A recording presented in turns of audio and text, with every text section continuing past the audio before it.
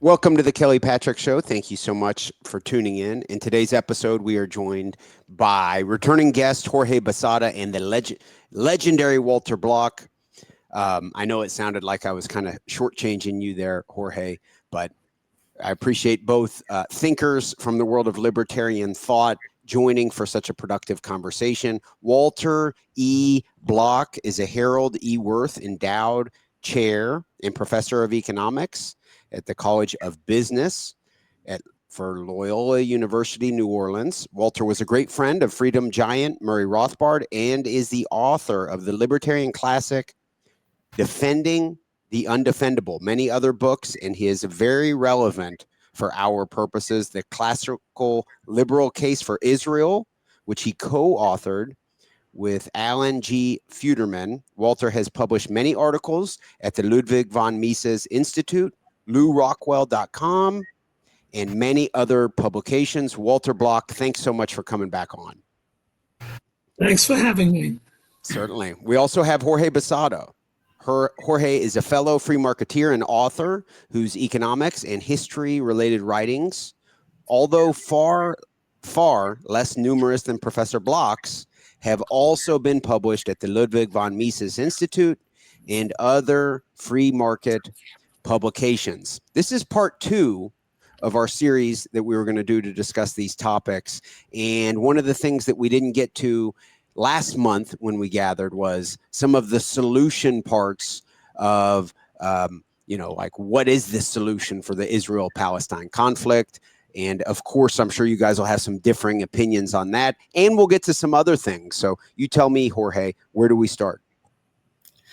All right. Well, thanks, Kelly. So now I am a good sportsman, I think. I am somewhat critical of at least what the Israeli government is doing right now. And obviously, I think Professor Block is also not too happy with what the Israeli government does. And but I came with my Menachem Begin shirt. Okay, he's a very important person, a very smart guy. And okay, Mises. Oh, awesome! And you have a Ludwig von Mises T-shirt. Very relevant. Thanks. Yeah. So, all right. So what we're gonna do now, we're just going to go over a little potential solution. But in order to get the right ethos, we want to go over some wonderful quotes by the great Ludwig von Mises to get us, properly inspired. So Mises tells us, it is ideas that group men into fighting factions that press the weapons into their hands and determine against whom and for whom the weapons shall be used. It is they alone and not arms that, in the last analysis, turn the scales. So again, we really want to focus on the ideas and making sense of all these fallacies that ultimately lead to the hatreds. And who better to tell us about this than Mises? Another wonderful quote from Mises, history should teach us to recognize causes and to understand driving forces. And when we understand everything, we will forgive everything. So again, we need some kind of sympathy to get over all these problems. It's just instead of just vilifying everyone. And the last one here from Mises, another wonderful one. Neither as judges allowing praise and blame, nor as avengers seeking out the guilty should we face the past. We seek truth, not guilt. We want to know how things came about to understand them, not to issue condemnations. Again, and this last one by the great Walter Block. Here's a picture. This is the first time I got to meet Walter Block in Miami in 2017. And Walter tells us that if two anarcho-capitalists can't make a good case, then there's no hope for anyone. Okay, so with that in mind, so next, I'll just say a few things kind of about the general theme of how we have all these problems. So I like to see that we have anti-Jewish fallacies, right? And anti-Semitism played a big role in creating Zionism. And I think we have to overcome anti-Semitic or anti-Jewish fallacies and also help overcome what I consider to be Zionist fallacies. We want to somehow understand all these errors. So very quickly, a few years ago, myself and Walter, we got to spend like half an hour where Walter told us about some of these root errors. And just some of the main ones are, some of the anti-Jewish fallacies are confusing Jewish overrepresentation in atheistic socialist movements with some deliberate plot or their nature. Similarly, confusing overrepresentation in finance and banking and capitalism with some deliberate plot and their nature. And we've discussed in the past, Walter, right, like, the Catholic Church and the Christendom and the Islamic world have bans in money lending, turning out the whole sector for the Jews, causing an overrepresentation. But naive thinkers that don't know any better will say, oh, it was the Jews, it's in their nature, they plotted it. Anyway, these are all fallacies. Another one, confusing Jewish overrepresentation in like the porn industry with some deliberate plot or tied to their nature and so on. So anyway, those are anti-Jewish fallacies. But now, I will not read this one. This is a wonderful quote from Theodor Herzl, but I'll leave it. So now we have at least what I consider to be Zionist fallacies. Number one, not overcoming anti-Jewish fallacies via reason, logic, and sympathy for the misguided. Those are the only things that help us overcome anti-Semitism and fallacies, just like we overcame slavery, unequal treatment of women, etc. Attempting to overcome anti-Jewish fallacies by abandoning their humble synagogues and organically grown and evolved cultures where they were really from to engineer a new Zionist identity, which involved creating a Jewish state, coercing Muslims and Christians and anti-Zionist Jews to live in a Jewish state with a coerced Jewish flag and national anthem and overall national character. And it's also very important to keep in mind that this is a state that was concocted by secular atheist Jews that dislike religion. And for example, Theodor Herzl famously wanted to solve anti-Semitism by having the Pope convert all the Jews to Christianity. And then, of course, we have people like David Ben Gurion, who went to Moscow in 1925, I think, to celebrate the 7th anniversary of the Bolshevik Revolution. So these were not exactly the brightest guys, to create a state. So we can just imagine a Muslim going to the Olympics and having to represent a flag, things that have really little to do with the real religious traditions of the area. So I consider these to be Zionist fallacies, and we have to overcome them as well. And so again, we want to overcome what I consider to be both fallacies. And I will read this one quote. This is the only quote I really want to bring that is very relevant to what we're doing as well. This is Vladimir Jabotinsky, a very important Zionist leader, very smart guy. And he mentioned in 1923 in his famous essay, The Iron Wall, this is long before Hitler, he said, there can be no voluntary agreement between ourselves and the Palestine Arabs, not now, nor in the prospective future. It is utterly impossible to obtain voluntary consent of the Palestine Arabs for converting Palestine from an Arab country into a country with a Jewish majority. Culturally, they, referring to the Arabs, are 500 years behind us. They have neither our endurance nor our determination. We hold that Zionism is moral and just. And since it is moral and just, justice must be done, no matter whether Joseph or Simon or Ivan or Ahmed agree with it or not. There is no other morality. And to me, that is a bit of a mistake. Just like Lenin thought that socialism was the right morality, it is something that can lead to problems. And then this obviously relates to what is happening already. Right here we have Anti-Defamation League CEO Jonathan Greenblatt saying that anti-Zionism is anti-Semitism and that anti-Zionism is genocide. So I believe that Zionism was a mistake. So sooner or later, if things continue this way, I may be a criminal, I might get myself in trouble. So that's all I wanted to say, a little bit of like the background of this thing. So now very quickly, it will only take me a couple of minutes to discuss this little few steps. And so the end goal will be to have one state, a minarchist, low-tax, free market state, where we just protect private property as much as possible, and then we let the natural incentives in the free market, people trading and working and so on, bring us harmony, more or less how we have over here, sort of. So first step, very quickly. So we transform the current Israeli state into a much better real minarchist state, massive privatizations. Now, the fact that Javier Milei is worshipped by the current Israeli leadership shows their free market wisdom is possible. And so I'm going to play this little clip here of Javier Milei at the Knesset getting nonstop standing ovations. I hope you guys can see it here. I mean, I'm speeding it up, but he gave a speech where everybody was just clapping all the time. I would love to see this in the United States government. And actually, I'll pause there for a second. Walter, can you jump in now and tell us a little bit about the pro-free market understanding that someone like Netanyahu has? Because there's a lot of very smart free marketeers in the Israeli government. Well, when Israel was started in 1948, it was pretty socialistic. And the Histadrut, the labor union, was in the ascendancy. and socialism was the order of the day, and kibbutzes were all over the place, and that was their attitude. And naturally, socialism doesn't work too well, and the economy was very poor. There was very little prosperity, even though the human capital was very high. A lot of the Jews were intelligent and accomplished in engineering and chemistry and all sorts of academic fields. But with socialism, it didn't work too well, and we know why, thanks to Ludwig von Mises. He had a book, Socialism. He said that they can't plan without market prices. They don't know whether to build railroads out of steel or aluminum or platinum. They're just flying blind, and Israel was flying blind.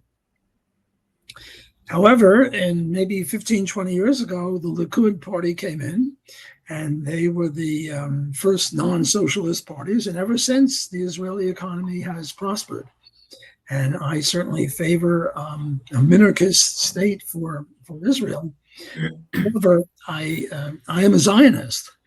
And what Zionism to me means is that there should be a Jewish state. And I mean, I won't say everyone else has got one, but the Japanese have a Japanese state, and the Chinese have a Chinese state, and the Indonesians have an Indonesian state, and I could go on and on. There are some states that are polyglot, like the US and Canada, but there are a lot of states where the overwhelming majority in Japan is Japanese, and I see no reason why that shouldn't be. I also resist the notion that Zionism was coercive. I don't think Zionism was coercive at all. I think that I'm a big fan of John Locke, as was Murray Rothbard. And the way to determine who owns what property is who homesteaded it first. And the Jews have been there for almost 4 millennia, something like 3,700 years. The Arabs have been there, 200 or 300 years, something like that. They're Johnny-come-latelys, trespassers, I would go so far as to say. One bit of evidence for this is that the Al-Aqsa Mosque lies above this Jewish second temple, and the first temple is below there. And the lower you go, archaeologically, the older you are. It's interesting, different nationalities have different sports. The sport of the United States, I think, is football. In Canada, it's hockey.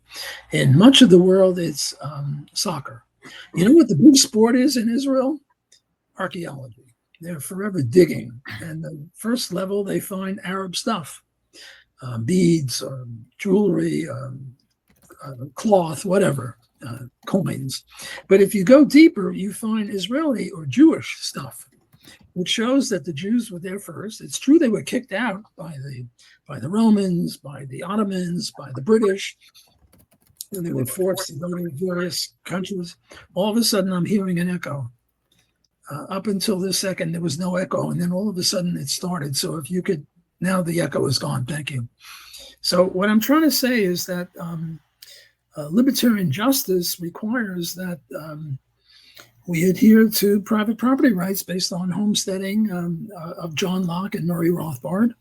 And on that basis, the Jews pretty much own all of the contested areas, not only Jerusalem and what now is Israel, but the Gaza, what's called the West Bank, southern Lebanon, a lot of the contested places are really owned by Jews.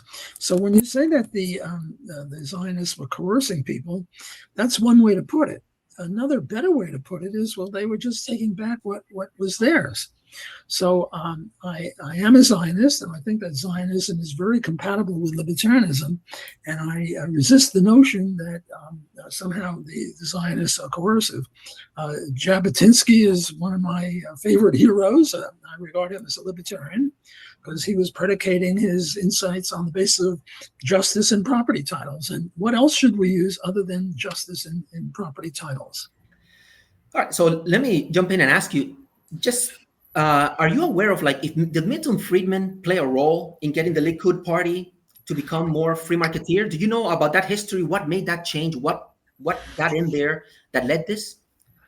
Well, we owe a great debt of gratitude to Milton Friedman. He is not an Austrian. He's sort of not really a libertarian, well, a classical liberal, which I would include under libertarianism. So he's a libertarian, but not a rabid libertarian, not a principled one like anarcho-capitalism. He was a limited government minarchist, classical liberal. And he was like Johnny Appleseed. He had a mission, a message, free enterprise is good. And he would go everywhere. He went to China.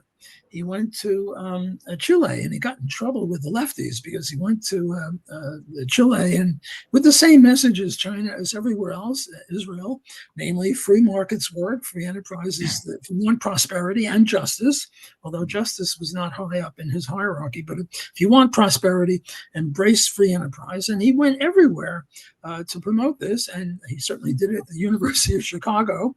And I'm not aware of his connection with Israel, but I strongly suspect that when he was in Israel giving speeches, he would have promoted the same story, that if you want prosperity, let's have private property rights and free enterprise. So I would credit him, whether directly or indirectly, with the Jews moving from their initial socialism to the much more recent capitalism. Yeah. Okay, great. So now with respect, I mean, I understand if you look at private property rights, going back to 3,000 years, and one can make the case that the Jews were there, and one looks at things that way, then of course, that view makes sense. But I mean, I will throw out in there that, again, for example, like a lot of the history, a lot of people question a lot of the history, for example, Shlomo Sand is a very famous Israeli Jewish author that has written a couple of very important books, the invention of the Jewish people, the invention of the Jewish state, or something like that. And he makes a lot of arguments that a lot of the history, it's full of so many like holes that then from a libertarian perspective to suddenly then say that with a lot of certainty, we can say that, Barbara Streisand, and her family, from Poland or whatever, to suddenly say, oh, just because we have a Jewish identity, we get to go back over here and kick you guys out and create our own country or coerce you into living with a Jewish flag. Again, one can understand how it can be difficult to make that, even assuming, and also I remember, as far as like, for example, Jacob Hornberger in your recent discussion, he mentioned that we have evolved certain legal traditions. If somebody spends, 300 years not caring about property that they owned, or even knowing that they own certain property, and then other people move into the area and they live there, that there should be some kind of statute of limitations for all these things. And this again really deals a lot with how we look at the legal system. Is it an evolved thing that we can just we just have to accept this process of competition in the past that has given us these legal norms, or can we just reason a legal code that says, okay, well, this is it, people tied it with their hands, and so on. So, I'm bringing up some points that are also, part of this whole discussion. And again, I think I mentioned this the last time, when Zionism was getting started, I can't really think that much of anyone. Very few people would say that, oh, the Jews were there in the past, and we just have a claim, to this whole thing. From my understanding, a lot of the debate that was going on was just, trying to purchase the land and, that whole thing and that kind of stuff. So again, very complex here. So let's go on with a little bit of you want to jump in? Let me respond to your points. Sure. I think these are important points, yeah. Excellent points, but they deserve a response. Yeah. And with regard to the statute of limitations, I believe that is incompatible with libertarianism. Because look, my great-grandfather stole this shirt from your great-grandfather. He stole it 35 years ago. And it's still got in the label your name. And I'm wearing it. I didn't realize it, but I'm wearing it. And now there's a statute of limitations of 30 years. And you go to court and you say, hey, this shirt is really mine, because in the ordinary course of events, my great-grandfather would have given it to my grandfather, would have given it to my father, who would have given it to me. And now Walter has got it. And he is not a thief, but he is, what's the word I'm looking for? He's the possessor of stolen goods. And the court says, well, if you had come a few years ago, you would have got in under the statute of limitations, which is 30 years, but now it's 32 years, and we're throwing you a case out of court. Well, I think that's not just. I think that if everything that I just said about the shirt is true, you should get the shirt, because it's unfair that my grandfather or great-grandfather stole it from your grandfather. So how do I react to statute of limitations? I say there should not be any arbitrary 30 or 50 year or whatever it is, because any time you pick, suppose you come 1 minute later or 1 year later, and then justice is not done. What I say is we should have a different kind of statute of limitations, namely a possession is 9/10 of the law. The burden of proof is on the plaintiff. You're now the plaintiff, right? You want this shirt. You're suing me for the shirt. The burden of proof is on you, because I now have it, and possession is 9/10 of the law, and I have it. And how does the statute of limitations come in? The statute of limitations come in because the further back you go in history, the harder it is to prove anything.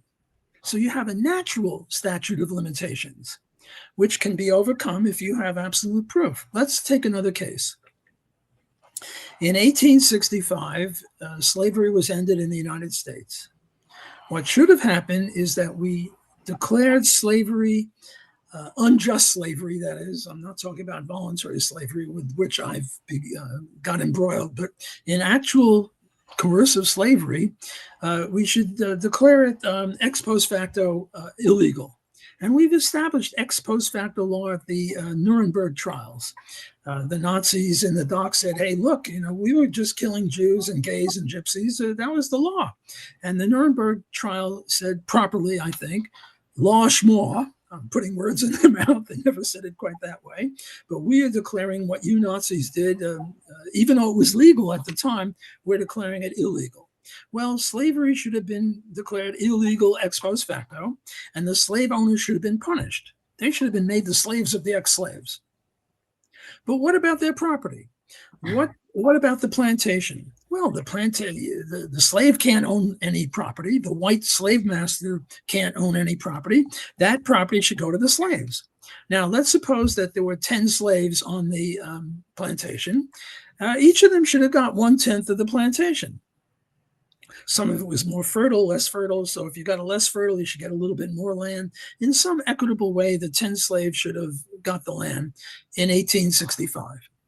And now some black guy in New Orleans comes to court, and he wants to sue a white great-grandson of the slave owner who has a big farm, ex-plantation or a plantation in Louisiana. And the court says, well, there's a statute of limitations. This is 170 years ago, and the statute of limitations is 50 years or 100 years or whatever it is, and forget about it. Well, I say that would be unjust. I think that great-grandson of the slave should get 1/10 of that plantation if he can prove it. Now, the burden of proof is on him, not on the white plantation owner, but the burden of proof is on him. And if he can prove it, he's got records, whatever, well, I think he should get 1/10 of that plantation. And so therefore, I reject statute of limitations.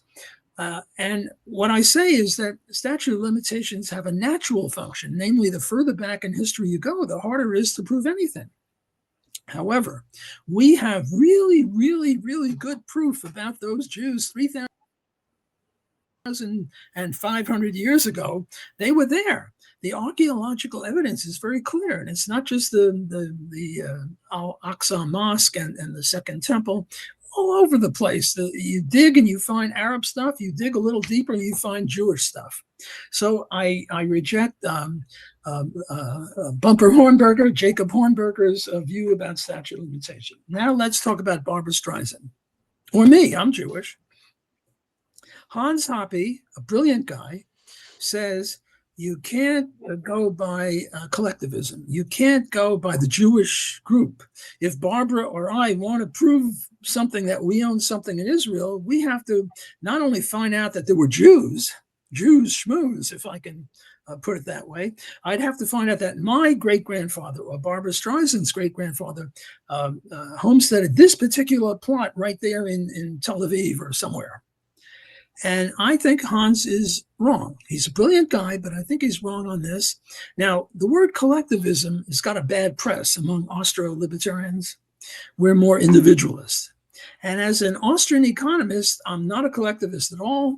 I'm a pure individualist. Only individuals can act. If there's a group and each individual leaves, there's no more group. There's no such thing as a group apart from the individuals. So much for methodological individualism and collectivism. There, I'm an individualist. However, let's consider something else. Let's consider political individualism and political collectivism. And there, I favor both. Because there are some groups that own property collectively, like the Indians, the American Indians, the Native Indians. They didn't own where their teepee was. The whole tribe owned the whole tribal area. And when the Europeans cheated the natives out of their property rights, they didn't treat Indian Joe or Indian Pete or Indian Smith. They mistreated the tribe. There's nothing wrong with collective ownership. We have partnerships, we have corporations, we have what do you call it? Those Jews that had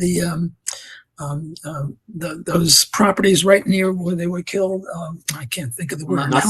Something. Not the kibbutzes. Not the kibbutz. I'm sorry. Yes, the kibbutz. I was looking for kibbutz. They owned it in common. So yes, Barbara Streisand and me and any other Jew, and this is recognized in Israeli law. If we go to Israel and we want to commit aliyah, namely return, we will be accepted and we'll be given some property, perhaps. I don't know, but you see, we really have a situation between two collectives, the Arab or Palestinian collective and the Jewish or Hebrew collective. And I say that the evidence is very much in favor of the Jews. Now, the third point you make is that, yes, the Jews did purchase land. And they purchased it under Ottoman rules, and then later under British rules. And these Ottoman rules were not exactly kosher. And the same thing for the British rules. So there is a hole in the argument, you might say. But I would say they shouldn't have had to purchase that stuff in the first place. They were the rightful owners. And they were decent and nice, and they purchased it. I mean, the only way to purchase stuff in 1930, 1940, before the State of Israel, was under Ottoman rules or later British rules. But the main point I would leave you with is they shouldn't have had to purchase anything from those Arabs because those Arabs were trespassers. They were trespassers in the first place. So I reject the idea of statute of limitations. I reject the idea of me and Barbara not being entitled to anything because of our progeny. And I reject the idea that since the purchases were not exactly kosher, they were invalid. That was the best they could do, and they shouldn't have had to make. Can I ask one thing real quick before you, Jorge? What about I'm a Catholic. No. You can't ask anything real quick. Thank you, Walter. Take your time. I'm a Catholic, cradle Catholic. Next year, I announce, I want to convert to being a Jew. And I go through the process and I become a Jew. Then I'm grouped in with Walter Block and Barbara Streisand. Is that how it works? No, I don't think so. I think you're a Johnny-come-lately to the Jewish group. I was going to say Jewish profession, but it's not a profession. You don't get anything because your parents don't trace it to their parents. Namely, I'm assuming that the ordinary circumstance, the father gives his heirs, his sons or his daughters, the property, and then they give it to their grandchildren. But you're not. Whoa. Are we breaking up? It looks like Walter is frozen for at least a moment. But at least you hear me. So you and I are okay here. Yeah, I hope that means that we will get him back here shortly. What was he saying so that we'll keep a hold of? He was answering my question about if I converted. Whoa, looks like he dropped out here. He dropped out. Maybe he'll get back in. Okay, I got him in here. All right, Walter. Okay, he's back in. Yes. I got you So back. Walter was answering my question about if I chose to convert next year. Yeah, Johnny come He late. says that I would not be a rightful heir in that instance. Correct, Walter? Correct. Yes. All right. And You a Jew in good standing in the Jewish tradition. If you have 10 people to pray, you can pray together collectively. If you only have 9, you have to pray individually. So if you converted, maybe not with a Reform rabbi who don't believe in God anyway, but with an Orthodox, you would be counted as a Jew. And if you were there, you could be the 10th person. But you wouldn't be heir to any of the property since your parents don't trace their ownership through history. all right. Anything you want to say about that, Kelly? Anything to I'm add? okay. Thank you, Jorge. Thank you. Great. Yeah. So Walter, I mean, this whole thing about what is a Jew is also something that is very subjective, because there are many religious Jews, that will say a Jew is someone who adheres to, to doing, the commandments that the Jews are supposed to do, and that is what makes them a Jew. It's believing in God, is doing all the things that religious Jews are supposed to do. So I mean, who gets to be the dictator, that decides what is a Jew? There's many people who see things differently, and we need freedom and competition to define what is a Jew. There's as many Jews as there are individuals. I'm sure there'd be a lot of religious Jews that would disagree with your particular view of what is a Jew. Well, my understanding, and I'm no theologian, but Right. my understanding is a Jew is a person who's born of a Jewish mother. My mother was Jewish. I was bar mitzvahed. My kids would be Jewish if they had a Jewish mother. They don't, because I married a Christian woman. So they wouldn't count as Jews, my 2 children. But if you were born of a Jewish mother or converted, like Kelly just converted, Right. you would be a Jew. But I would say it has to be it can't be a Reform Jew, a Reform rabbi that's converting you, because they're hardly Jewish at all. But if you were converted by an Orthodox or a conservative rabbi, you would be a Jew, but you would not be entitled to the land because you can't trace back to 3,000 years ago. Good. So this would be, again, Walter Block's definition of what is a Jew and what would be legal to continue the Zionist perspective as you see it. So I'll add another little thing here. So again, just because we have archaeological remains of stuff, it tells us there was some kind of culture, a software, that there were some people back in the day that belonged to this culture that we would call like the Jews. But it doesn't even mean that those were the physical people.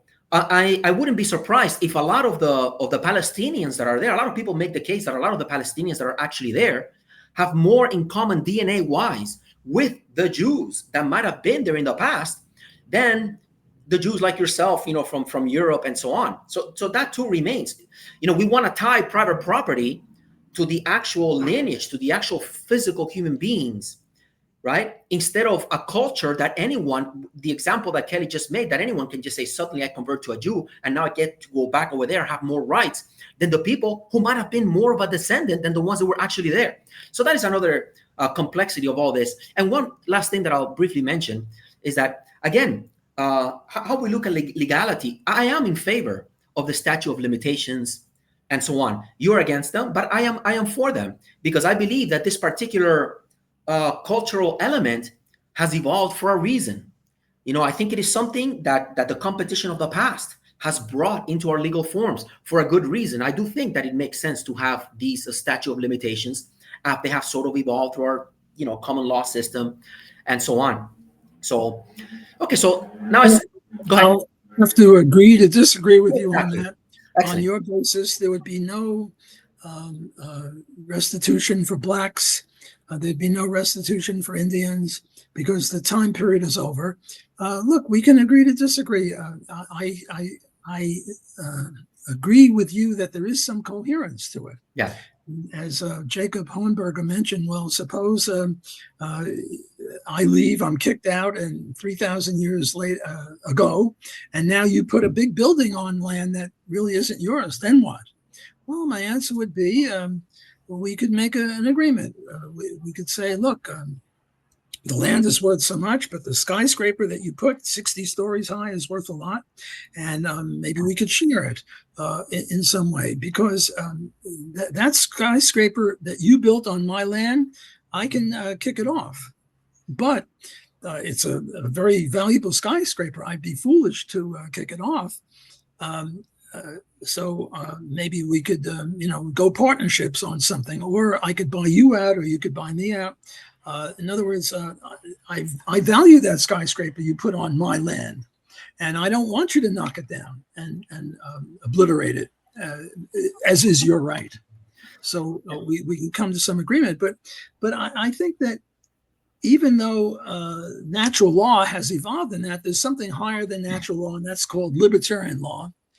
And libertarian law would say it's unjust if you can prove that you own this shirt or whatever the issue is. And I say, well, haha, too bad. You can't have it because you're a day late or a year late on the statute of limitations. It's arbitrary.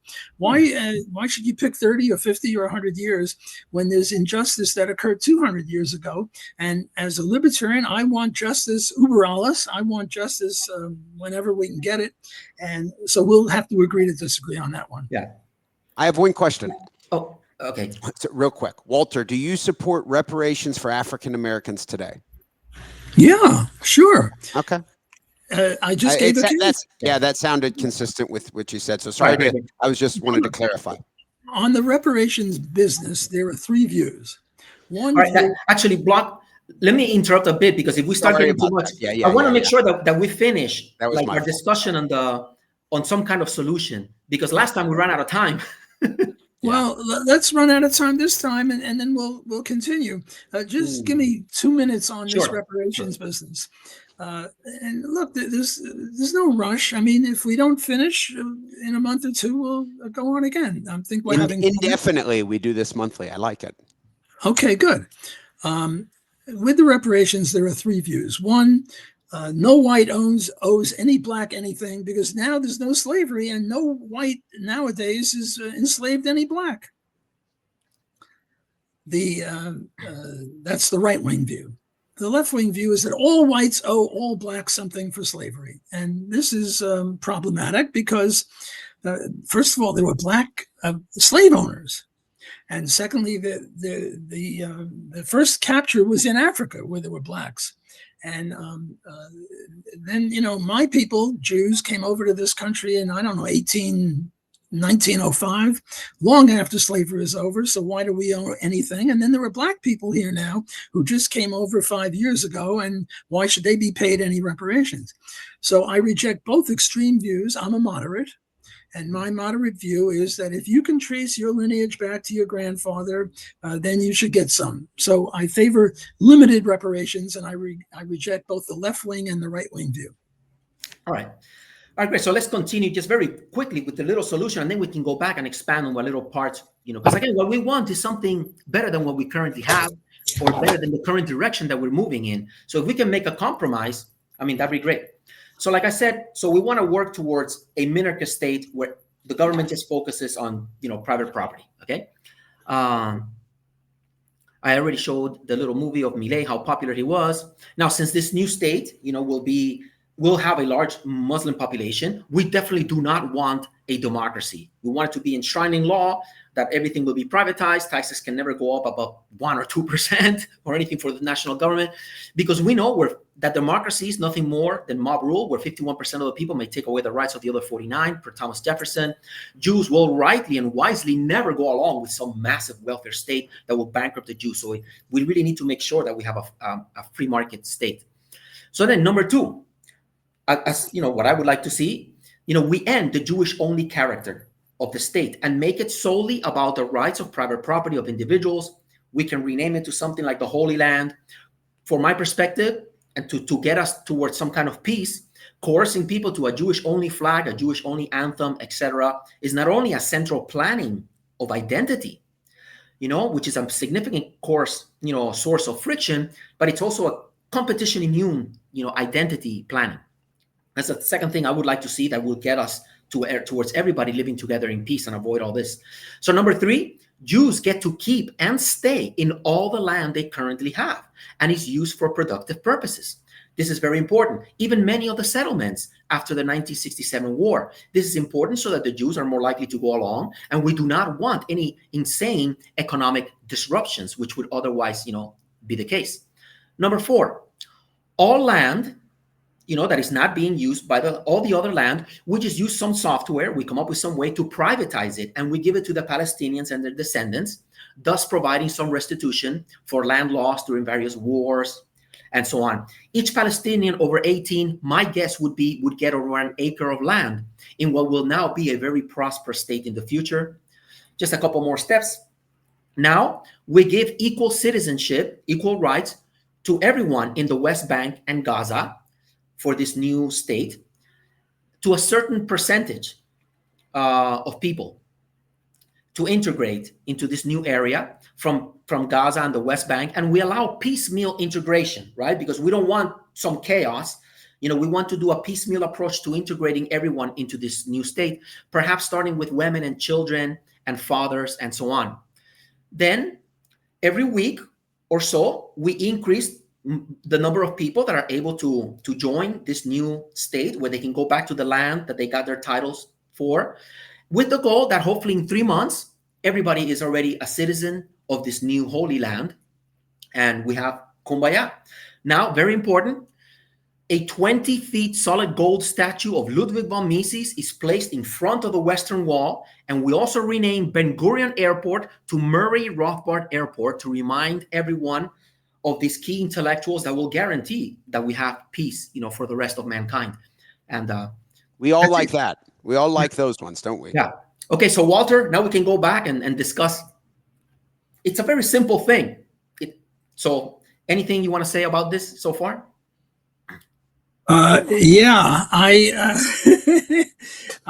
know what Bibi Netanyahu would say. He would say this is giving an award to the Hamas for their atrocity of October 2023. I'm not.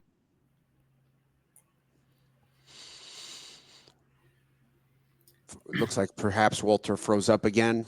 Okay, well, he's a pro. I think he'll join us again very quickly. I think we'll have him back here shortly. Okay, yeah, he dropped out.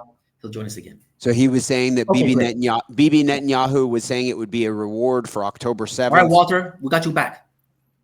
I don't know why you keep losing me, but let me try again. Bibi Netanyahu would say that this plan would be to reward Hamas for their atrocity of October 7th, where they engaged in genocide. They attacked Jews because they were Jews, and they attacked women and children. They attacked people at a music concert. They attacked a kibbutz, which was right near the border, and it was filled with left-wing Jews who wanted to make peace with the Palestinians. That'll show them.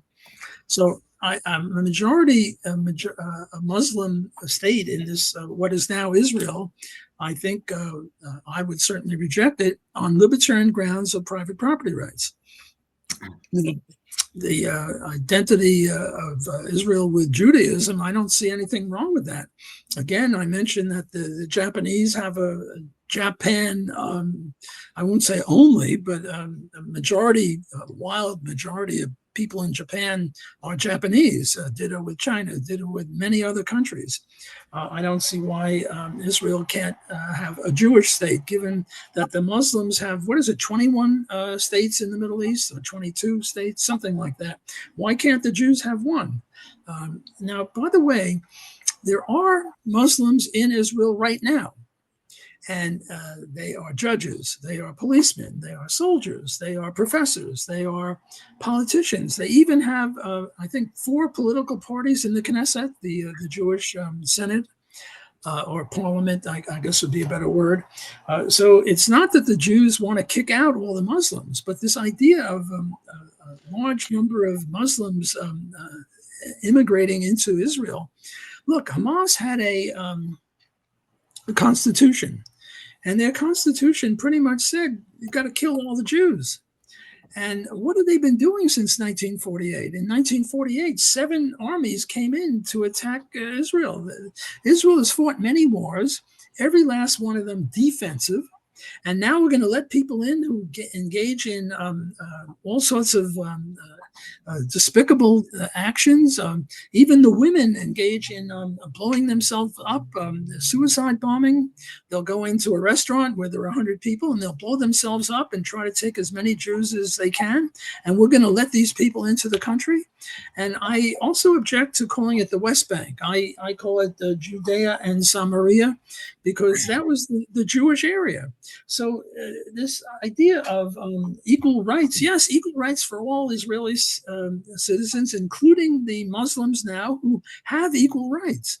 They can be part of the police, there are judges who are Muslim. They have equal rights. But what you're saying is that they should be inundated by massive immigrants from Gaza, which I think should be a totally Jewish-owned area. Look, what happened on October 8th? On October 8th, there was dancing in the streets on the part of people in Samaria and in Judea and in Gaza. There was dancing in the streets with the vicious murder of 1,200 innocent people and 250 hostages. Now, I don't mind a statue of Mises, but I don't really think we should have a statue of Murray Rothbard, because look, I revere Murray Rothbard. He was my mentor. He was my friend. I think I'm one of the only co-authors of him.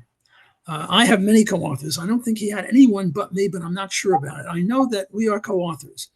But on Israel, Murray is not on the side of Israel. Murray is not on the side of Zionism. I think Murray doesn't go far back enough in history. Murray goes back to 100 years, and he says, look, the Arabs were there. I go back 3,500 years, and in my book with Alan Fruderman, The Classical Case for Israel, we go back all the way back, and we demonstrate to the best of our ability that this was Jewish territory. So let the Muslims go wherever they want. Now, with regard to this two-state solution, you want a one-state solution with a lot of Arabs in there in the majority. I would certainly reject that. How about a two-state solution? Yes, I favor a two-state solution, and here I diverge from Bibi Netanyahu. But the question is, where should the Palestinian state be? Certainly not in Gaza. They don't own Gaza. They are trespassers in Gaza. Maybe France. France would be a good place, because France and England and Canada are now calling for a two-state solution, and they're a bunch of hypocrites, because the last thing they would want is to have all those Palestinians, 2 million of them, come to France. Although, by the way, the immigration in Europe is such that probably there are 2 million there already. Well, I think that they should, a statue of Mises, yes. A statue of Murray Rothbard in New York City, yes. And everywhere else, but not in Israel, because his views of Israel, I think, are incorrect. And we devote an entire chapter of our book, the Fruderman Block book, on Murray's view on Israel. And also we devote an entire chapter on this business of genocide, that the Palestinians are more connected to the Jews than the Jews in Turkey are. We reject that. I don't think this is the time and the place to go into the genealogy of it. But so I respect your thinking. It shows reasonable thinking, but I reject the idea. But I just wanted to say one more thing, since we're almost out of time, and that is that I've been excommunicated by libertarians, from the Mises Institute, from the Ron Paul Institute, from the Future of Freedom Foundation of Jacob Hornberger, from the Libertarian Institute, because I have a different view on Israel than they do. And to me, this is not kosher. This is not the way that scholars behave with each other. And I want to thank you, Jorge, George, for having a debate with me. Hans Hoppe will not have a debate with me. Lou Rockwell will not have a debate with me. Ron Paul will not have a debate with me. Tom DiLorenzo will not have a debate with me. I've been friends with these guys for like 40 years, and they won't speak to me. Look, and they have every right not to. Part of libertarianism is free association. Nobody should be forced to associate with anyone against their will. If those guys are too cowardly to debate me, that's not a violation of libertarian law. They can eschew me, but they also see themselves as scholars. Well, this is not the way scholars behave. The way scholars behave is the way you and I, Jorge, are behaving. We disagree and we're polite. We don't interrupt each other. We let each other speak, and we try to get closer to the truth in this way. You know, John Stuart Mill said that the best way to get to the truth is through arguing. Hans Hoppe has done more than anyone else on his argumentum ethics, or the argument from argument, to promote libertarianism, which I support. Possibly another freeze up. Okay. I want to make one last thing, and that is the debate over abortion. Murray Rothbard was pro-choice. Ron Paul, pro-life. You can't get too farther apart than those two. And yet nobody excommunicated anyone. Those two guys were friends till the end of Murray's life. And if Murray were alive now, I'm sure they would still be friends. And yet the abortion issue is at least as important as what's going on in Israel, maybe more important if you look at the number of human lives involved. Probably there are many more human lives involved in the abortion issue than in the Middle East issue. I'm not sure about that, but I think so. And yet nobody excommunicated anyone over that. Why this craziness over Israel? Why do people get so upset? When I had that debate with Jacob Hornberg, he was like angry at me because I supported genocide. Well, there's no genocide. Well, there is genocide on the part of the Arabs. What they did on October 7th was genocide. But the Israelis, what they do before they bomb a place, they throw leaflets down saying, go away. Look, if Israel wanted to get rid of all the Arabs, it wouldn't have taken 6 days like it took to conquer Egypt.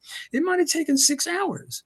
The reason that some 65,000 Palestinians died, that's their numbers, but let's suppose that it's correct, is because they used them as shields.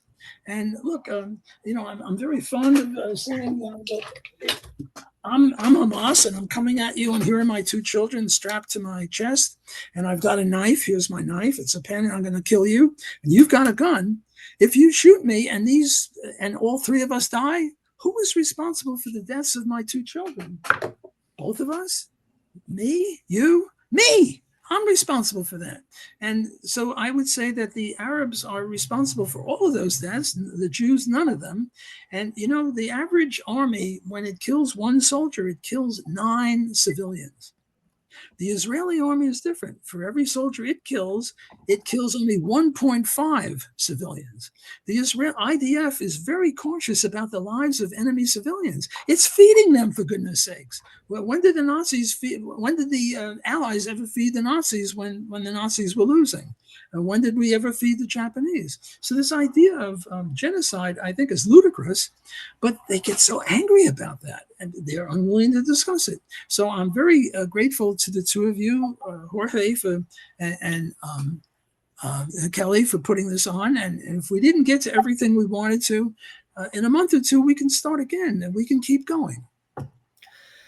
All right, well, thanks. Well, do I get like a couple of minutes to reply to some of the things you said? Sure. Okay, great. Thanks.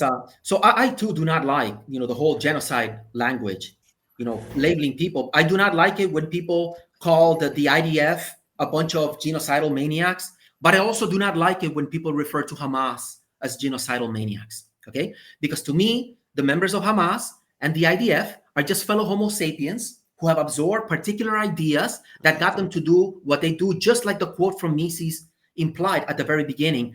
This radicalization that leads to some people doing very horrible stuff is a result of complex ideas. If we just say that some people are genocidal maniacs, or they're evil, or they're monsters, as Netanyahu loves to talk about Hamas, I think that is a mistake. It overlooks the complex set of ideas that lead people to do what they do. And very well, there was a time, before Zionism, where Jews lived relatively peacefully among the Arabs, and so on. So what has made things to the point where they're blowing themselves up? That has a lot to do with the radicalization. With I believe that Zionism has played a major role in getting people to blow themselves up in buses and so on. So that is something we have to look at.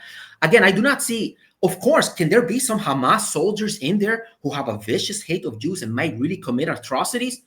I wouldn't I can see it happening because they're human beings. Just like we can also see that there's a lot of settlers and a lot of malicious Jews as well. And I do not believe that Hamas went in there with a purpose to annihilate all the Jews. I do not believe that. I believe that they went in there. They're part of a military organization, that they went in there to capture hostages. And I'm sure there might be some very bad apples that killed some innocent people on purpose, just like we know that there are, because they're fellow Homo sapiens, there are some bad apples in the IDF that kill Palestinians on purpose. To me, again, it's a Darwinian thing. We're equally human. I would never call, some people just maniacal monsters. So I tend to see them both very equal in that sense. Also very important, just because a lot of people in the West Bank and in the Muslim world were happy and were chanting with joy as Israelis, are getting killed, in the war and all that. I mean, that's awful. But just because there are a lot of vicious people that hate the Israelis down to the last fiber, it still does not mean that Zionism was a good idea. For example, this reminds me of communism and what was going on with the killing of the church. During the days of communism, you know that the church was being slaughtered, priests were being killed. The priest would refer to the communists as evil, as satanic. That was a mistake. The communists were not evil or satanic. They were following a bad economic ideology. And just because there's a lot of Muslims that hate the Zionists down and say awful things, that still does not mean that Zionism is right. At least the way I see it. So just because there's a lot of angry people at the Zionists, I think it's awful. And I would never be a part of Hamas. I believe that we can solve all of these problems by understanding the fallacies. So I believe that, ultimately, although a lot of Hamas people are wrong in maybe some of the things they say or how they view things, I still think that Zionism was an intellectual error. And Rothbard would not be, remember, this is my future one stage where everybody would be, so in that state, we could have Rothbard be renamed for the Ben Gurion Airport. Of course, in the current Zionist state, the last thing you want to do, actually, I still think it would be a great idea. If Zionism can stand up to criticism, then why not have a great Jew like Murray Rothbard still get some attention? So those are some of the points I wanted to make. Well, let me just make a few more comments and maybe we'll conclude, and we'll continue if you want. Okay. I appreciate where you're coming from, this moral equivalence. Both are evil. And I certainly agree with you that just because Hamas is evil doesn't mean Zionism is right. I don't defend Zionism on the basis of Hamas being evil. I defend it on libertarian grounds of homesteading. Right. And property rights. Now, you also say that they lived peaceably. No, they didn't live so peaceably. In 1928, there was a pogrom where the Arabs killed, 500-600 Jews. There were pogroms all through the pre-1948 period. I think that to say that you're almost saying that nobody is evil. The Nazis were evil. The communists were evil. The communists killed, 20 million people? The Nazis, 11 million people. The Chinese communists, I think 60 or 80 million people. Pol Pot killed 1/3 of his country. Yes, we're all Homo sapiens, but to say that is, I think we have to go deeper and say that there are some people that are justified in what they're doing, and there are other people that are not. But let me just conclude by saying I greatly appreciate the fact that you're willing to dialogue with me, and I look forward, and I still regard you as a friend, and I hope you reciprocate that. And I look forward to having another conversation in a month or two. I got to get off, but thanks again for having me. Yeah, thank you, Walter. This was great. See you again soon. Thank you. Thank you very much, Walter. Thank you. Bye. Bye.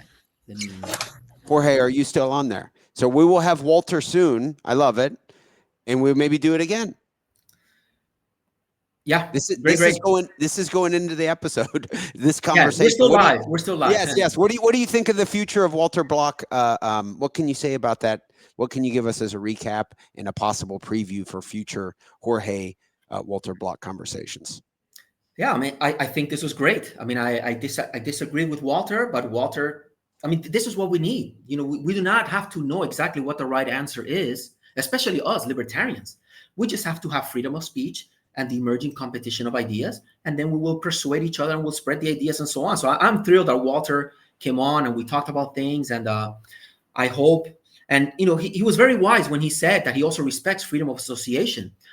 I also, who am I to be the dictator as to say whether it's good that the Mises guys or Hans-Hermann Hoppe debate Walter Block? I can't do that. We have to trust the freedom of everyone to do what they think.